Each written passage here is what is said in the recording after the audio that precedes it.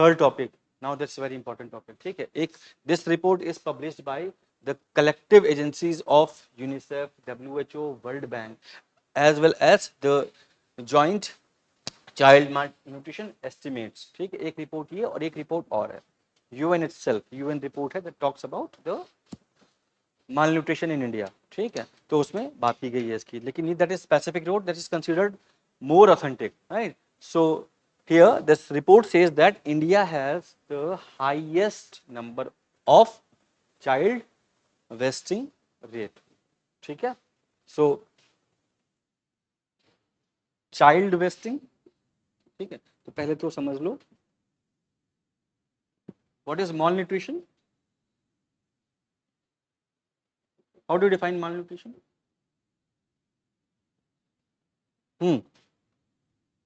बताओ।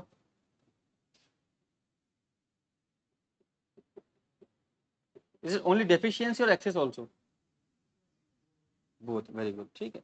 So if it is excess of the micronutrients, and in that case it would be called as obesity, right, or the overweight.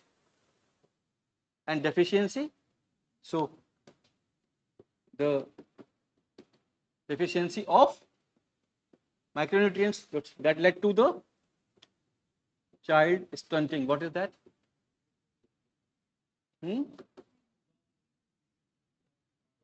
Okay, so it means height over age, right? Then child, what is that? बहुत बहुत simple चीजें जो पूछ रहा हूँ मैं, ठीक है। हाँ, very good. So body mass over height, then underweight, what is that? Body mass over given age. How do you find the mass over weight? It's called BMI. How it is called calculated?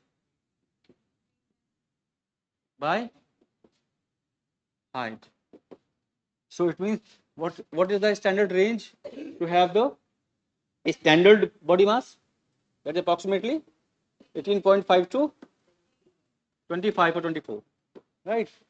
And it means that when you get that data or when you get that indicators, it means that your height should be calculated in, mass should be in kilogram, and height should be in metre square, clear. So अगर आपका किसी का wait मान लो, हाँ,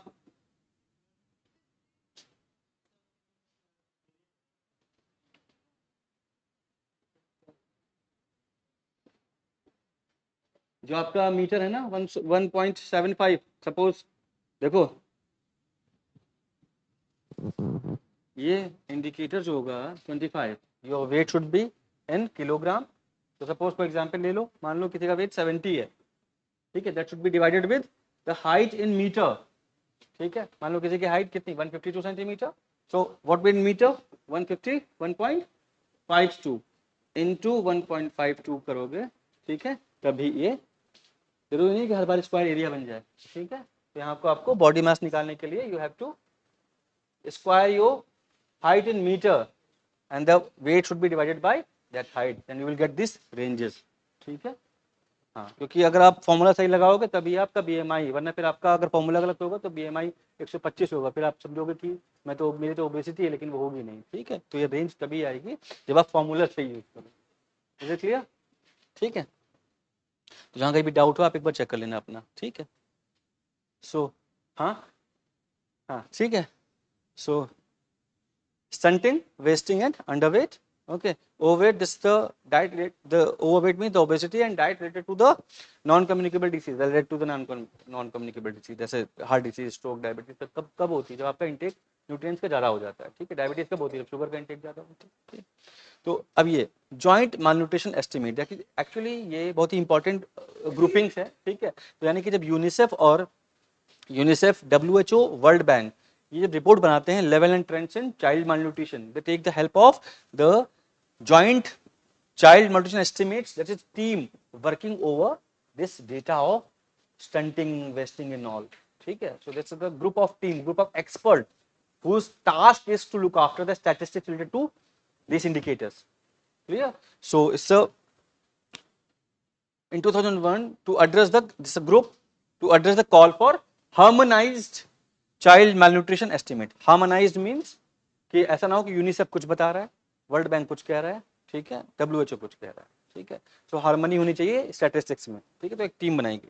so that submitted its report, ठीक है. अब report की फाइंडिंग देख लो क्या है, क्योंकि PYQs में पिछले 10 साल में लगभग 8 स्टेटमेंट आ चुके हैं with respect to child stunting and all. तो एक्सट्रीम स्टेटमेंट दिया होता है, वी शुड अंडरस्टैंड दैट, ठीक है. तो पहला स्टेटमेंट हमको मिल चुका है, that is India home to more than half of the child wasting estimate, ठीक है.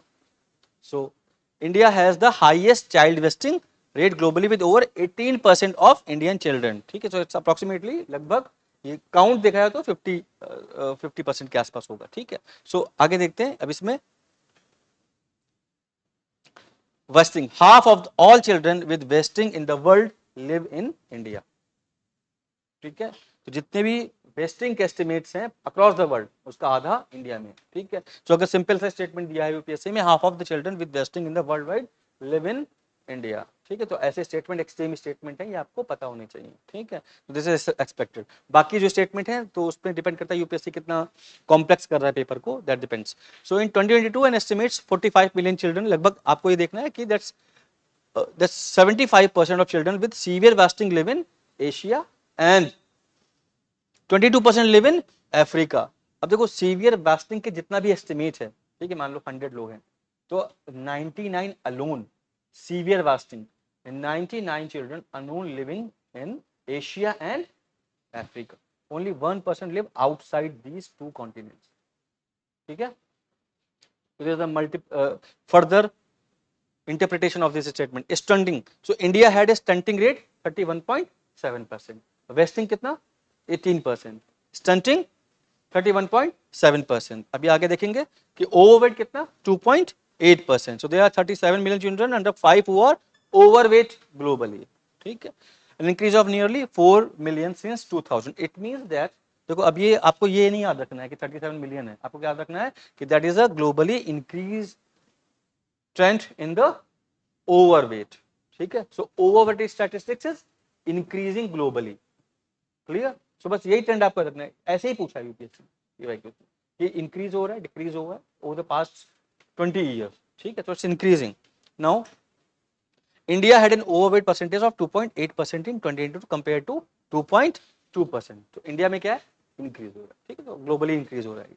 प्रोग्रेस. अब there is insufficient progress to reach the 2025 World Health Assembly. तो 2000 में एक वर्ल्ड असेंबली हुई थी, ठीक है, WHO ने ऑर्गेनाइज कराई थी और उसमें टारगेट रखा गया था 2025 तक अचीव करने का. जो भी टारगेट रखा जाता है वो तो टाइमली अचीव नहीं होता, तो 2030 तक इसको एक्सटेंड कर दिया गया, ठीक है. So that talks about that's global nutrition targets and UN mandated sustainable development goals target, ठीक है. So sustainable development goals targets are embedding the target which is set under the 2025 World Health Assembly, right. तो जो target रखे गए थे उसी target को supplement किया गया sustainable development goal target 2.2 which talks goal sustainable development goal 2 talks about the target of health, target related to health, and there's a multiple indicator also, sub indicators under the target of health. The 2.2 talks about the nutrition, right. So the targets are similar. Now target क्या थे, reduce stunting by 40% in children under 5. Stunting को 40% reduce करना है. तो 2025 तक target लिया गया था. अब ये कितना कब तक अचीव करना है, ये 2030 तक, ठीक है. तो ये एक्सटेंड हुआ है, ठीक है.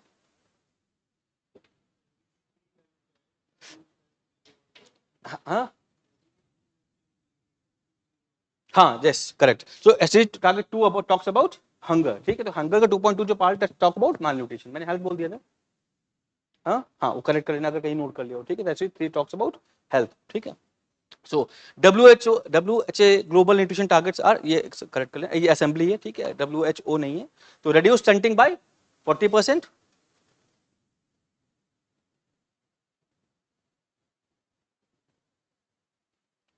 Then anaemia by 50%, ensure 30% reduction in low birth weight, ensure no increase in childhood overweight, ठीक है. तो नो इंक्रीज का टारगेट लिया गया.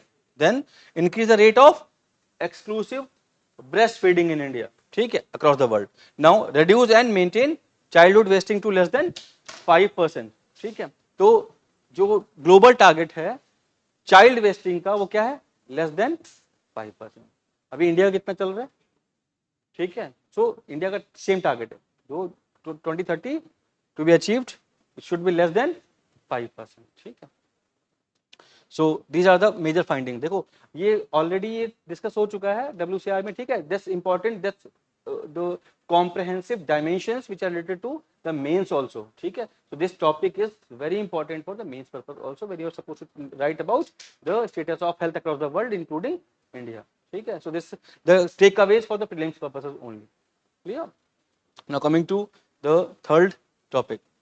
तो ये कुछ स्कीम्स है, ये हम स्कीम्स वाले जो लॉज एंड स्कीम्स करेंगे. So these are the initiative related to the malnutrition, ठीक है. तो ये स्कीम्स को जब माल न्यूट्रिशन से रिलेटेड हेल्थ वाला टॉपिक करेंगे तो उसमें सारे इनिशिएटिव्स को वो हम डिस्कस करेंगे, ठीक है. अभी इसको डिटेल में मत पढ़ना. Now what is green washing?